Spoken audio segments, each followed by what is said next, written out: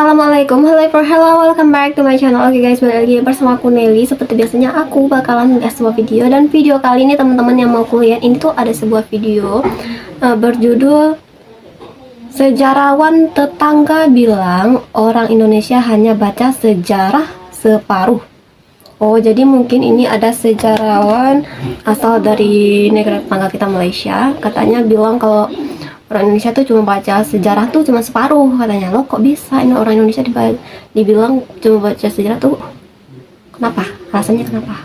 Oke, sebelum kita play ini video, buat teman-teman yang udah mampir channel aku, makasih banyak. Semoga teman-teman semuanya panjang umur, murah rezeki, dan selalu diberi kesehatan.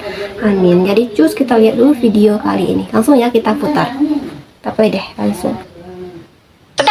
Bangsa nama kapal Melayu pertama itu Pinisi. Tapi bila saya sebut dalam video, marah orang-orang seberang. Dia kata Pinisi itu kapal kami, kapal orang Bugis kami. So, iyalah, itu kamu baca separuh, kamu kena.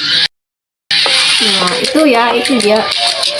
Kayaknya ini agak kontroversi. Assalamualaikum warahmatullahi wabarakatuh. Salam jumpa lagi di channel ini, dan terima kasih untuk Anda semua yang tetap mengikuti video-video di sini. Sami-sami. Oke, ada sebuah video dari salah satu profesor di negara jiran yang mengulas tentang kehebatan bangsa Melayu di masa lampau. Dan sebagaimana pada video kami sebelumnya, negara jiran ini adalah salah satu negara yang paling getol membangun Melayu dan segala peradaban Melayu. Hingga memelayukan seluruh wilayah di Indonesia dan beberapa negara tetangga di Asia Tenggara. Jika sebelumnya ada salah satu ahli sejarah yang membedah tentang kapal Jong, kali ini sejarawan yang lain mengulas tentang kehebatan pelaut-pelaut Melayu dan menyebut kapal pertama Melayu adalah kapal Pinisi. Kenapa raja-raja Yunani, raja-raja Mesopotamia, Iwan Nabi Sulaiman alaihissalam sendiri berhubungan dengan orang Phoenician dan telah melantik orang Phoenicia menjadi kapten kapal? Ini disebut dalam Era Bahawangsa. Kenapa itu? Kenapa mereka baik dengan orang Phoenicia? Mereka membeli warna daripada orang Phoenicia kerana ialah pakaian diraja, untuk mewarnakan pakaian diraja. Justru kalau kita tengok cerita-cerita jadi dia sejarawan tangga itu ya, ibu-ibu ini. Kenapa warnanya bersinar? Melalui warna itu. Kan dia gunakan ungu kan? Most of them guna ungu. Itu warna untuk pakaian-pakaian orang-orang besar-besar. Justru kita maklum di sini, bukan saja besi, bukan saja emas, bukan saja permata, tetapi juga warna menjadi tarikan yang terdapat pada orang Indonesia ini. Emas daripada kita. Kapal kita yang pertama, kapal orang Melayu yang pertama, setuju atau tidak, bernama Pinisi. P-I-N-I-S-I. Pinisi. Ini bermakna orang Phoenicia sudah berhubung dengan orang Melayu. Itu je poin yang saya nak bagi. Telah berhubung dengan orang Melayu, dan orang Melayu pandai belayar kan? Pandai tengok bintang tanpa memerlukan kompas. Mereka berdasarkan kepada percikan air dan laluan burung-burung. Dan tengok dia sudah menggunakan juga bintang. Daripada mana mereka? Daripada bangsa ini. Justru kapal kita pertama bernama Pinisi. Itu. Wallahu a'lam bishawab. Tok nenek kita ini yang berlayar di seluruh dunia ini, mereka berkawan baik dengan orang Phoenicia ni. Dan mereka ini belajar buat kapal mula-mula sekali dengan bangsa ini. Sebab tu nama kapal Melayu pertama itu Pinisi. Tapi bila saya sebut dalam video, marah orang-orang seberang. Dia kata Pinisi itu kapal kami, kapal orang Bugis kami. Saya jawab, iyalah, itu kamu baca separuh, kamu kena naik sikit lagi baca timeline tu. Oke, yang menjadi pertanyaan kita adalah Melayu yang mana yang dimaksud oleh si profesor ini. Jika Melayu adalah Melayunya Semenanjung, Melayu itu kan luas banget, Malaysia, ada di sebagaimana cuitan netizennya, maka inilah sejarah yang membabi buta karena memelayukan semua suku bangsa yang ada di Indonesia. Istilah Pinisi tidak muncul dalam manuskrip manapun yang dapat diakses.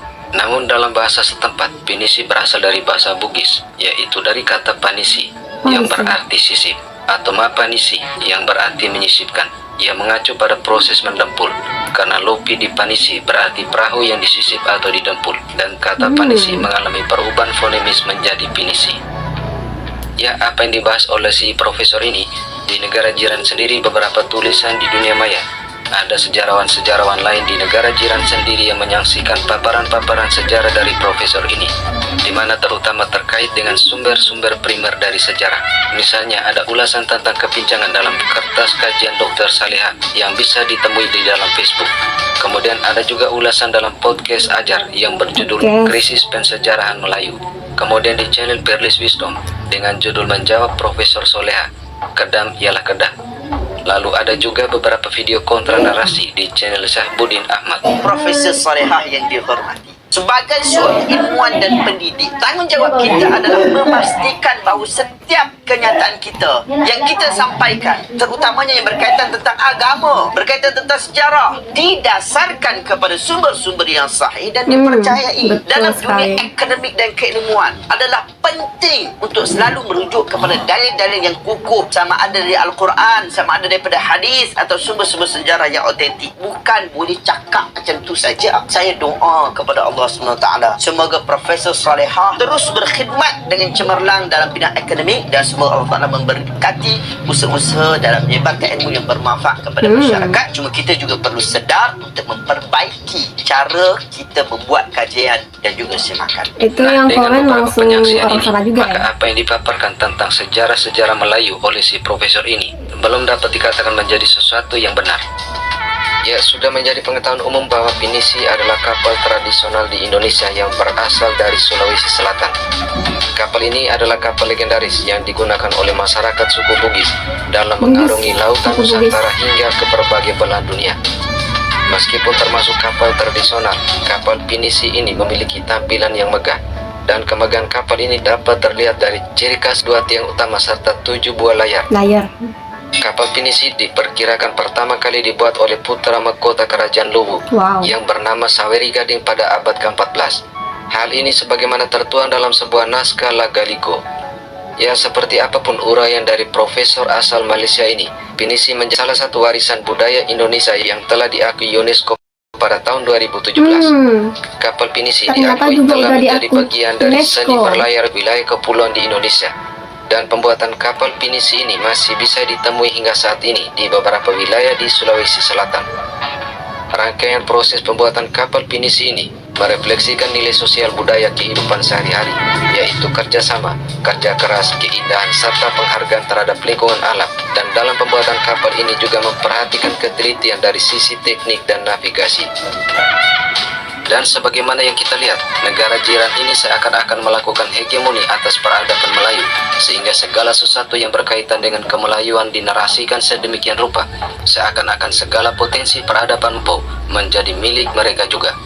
Konsep Melayu Mahawangsa terus menjadi mimpi indah karena faktanya peradaban masa lampau telah membentuk peradaban modern dalam negara-negara dengan peradabannya masing-masing dan menjadi jati diri.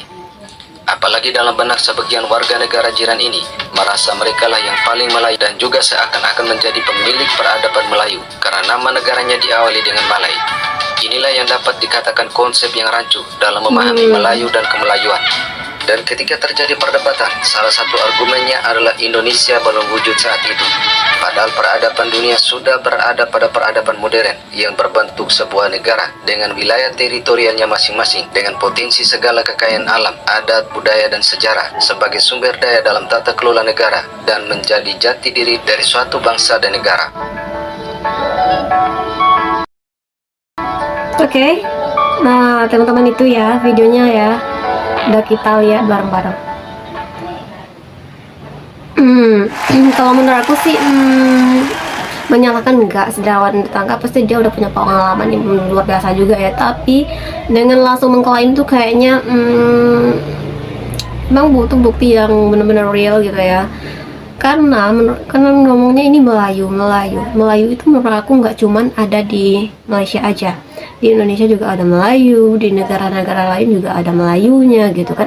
Jadi nggak semua hal yang berhubungan dengan Melayu itu milik Malaysia. Itu menurut aku. Gimana menurut kamu? Oke, mungkin video kali ini kita cukup kesekian dulu. Kita bisa jumpa lagi di next video. But don't forget like, comment, share, and subscribe. Jangan lupa loncengnya diaktifkan juga. Oke, terima kasih. See you, bye-bye. Assalamualaikum. Jadi nggak semua yang ada unsur Melayu itu milik Malaysia ya teman-teman. Karena di Indonesia pun ada Melayunya juga gitu. Karena di masa lalu kan Melayu itu memang benar-benar besar banget gitu, jadi nggak cuma ada di Malaysia doang gitu. Jadi nggak bisa sembarang klaim gitu, apalagi ini katanya kapal udah di daftar atau udah diakui sama UNESCO. Nah kan